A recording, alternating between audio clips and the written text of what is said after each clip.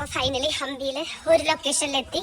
ഇത് ആക്ച്വലി വിത്തലല്ല, പക്ഷെ ഒരു ഗുഹാ സെറ്റപ്പിലുള്ള ഒരു സ്ഥലമാണ്.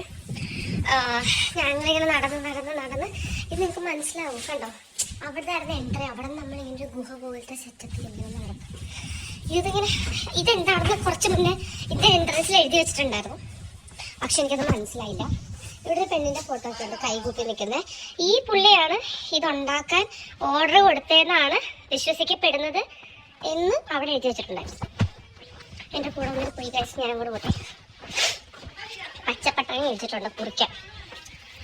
നമ്മൾ നേരെ നോക്കി നടന്നില്ല, ചില തല കുത്തി താഴെ വീഴും. കാരണം ഇവിടെ ഫുൾ കല്ല് സ്റ്റെപ്പ് കാര്യങ്ങളൊക്കെയാണ്. പക്ഷെ അത് എന്നിട്ട് പിന്നെ നമ്മൾ നേരെ നോക്കുമ്പോൾ ദിസ് ഈസ് റിവർ തുംഗഭദ്ര. ഇവിടെ മങ്കിയൊക്കെ ഉണ്ട്. നമ്മളിങ്ങനെ പാത്ത് പോകണം. കുറേ അടുത്ത കുറേ അറ്റാക്ക് ചെയ്യുന്നതാണ് പറയുന്നത്. That is river Tungabhadra.